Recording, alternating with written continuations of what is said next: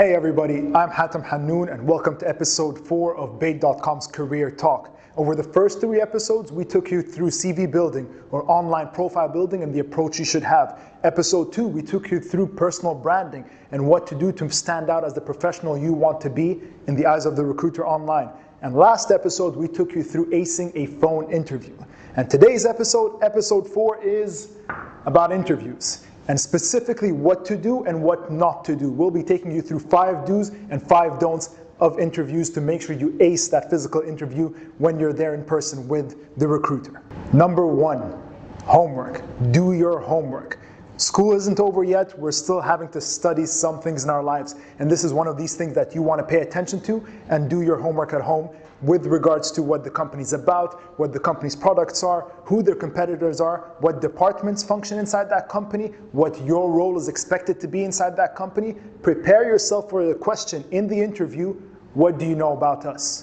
Number 2, questions. Prepare your questions. Not the questions that they'll be asking you, but questions that you want to ask them at the end of the interview.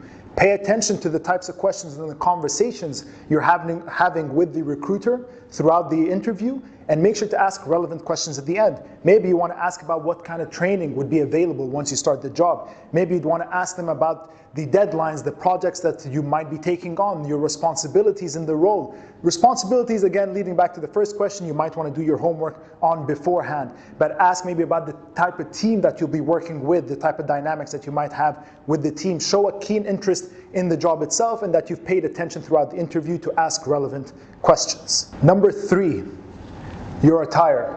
Make sure you dress appropriately for the job. If you're applying to a bank, you might want to show up in a suit. If you're applying to a tech company, for example, or a creative agency, a lot of that is moving towards the casual or smart casual way.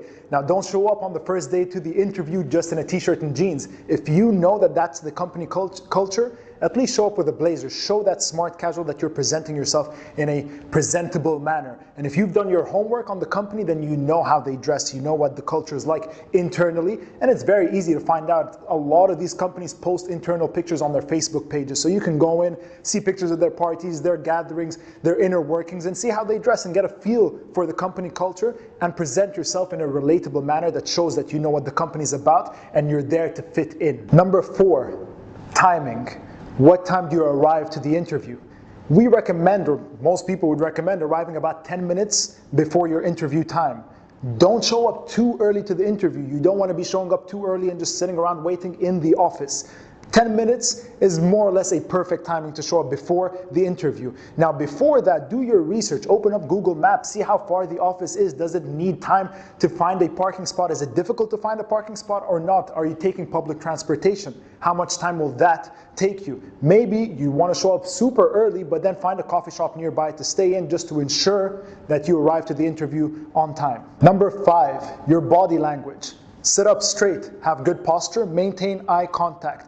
Take care of your hand gestures. You don't want to be doing things too wild. Have them controlled with the recruiter. You might want to use them to emphasize certain points. At the same time, your tone of voice plays a part in this as well. As far as your posture goes, you might want to lean in forward just ever so slightly. It shows a slight interest, or it shows a lot of interest actually, in what the recruiter has to say. Likewise, don't lean back too much, otherwise you come across as too relaxed, maybe not even caring about the job. So maintain that and be very conscious of what your posture is like and your tone of voice and your hand gestures. And now for the don'ts. And number 1, your CV. Do not rely on it. Your CV got you as far as the phone interview that you aced in the last step. But now you need to impress them in person. You still need to sell yourself in person. Sure, the information is on your CV, and if they ask you anything about anything that's already on your CV, they still want to hear it coming from you. They want to gauge your communication skills. They want to see how you are in person, your confidence, if they can see that you would be a cultural fit for the organization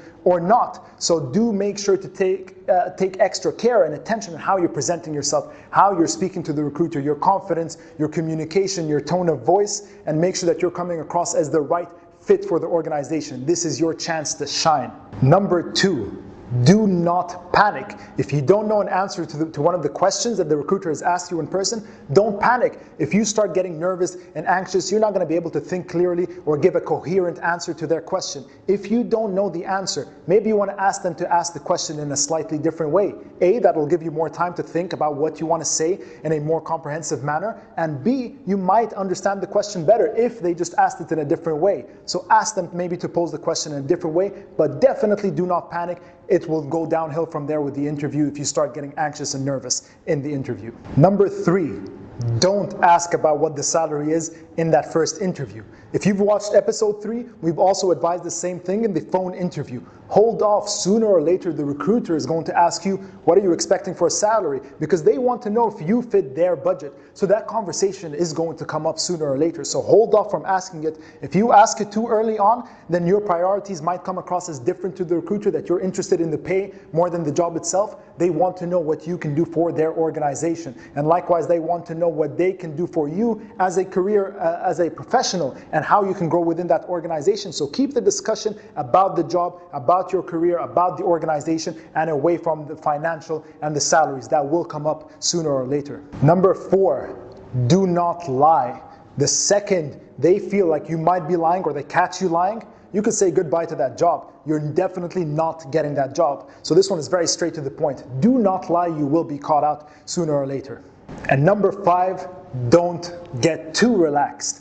I know I've told you number 2, not to panic, but that doesn't mean you should be too relaxed. We've mentioned this in the do's. Do take care of your body language. Likewise, make sure you're not too relaxed. It shows that you may not care about the job, that you're too, maybe it could come across as arrogance at some points. Even if you're super comfortable with the recruiter and you're getting along fantastic with them, don't be too relaxed. Make sure you maintain your professionalism in your body language and in your posture. Too relaxed can sometimes work against you. You need to show that confidence, but not confidence to the extent where you're coming across as not caring about the job.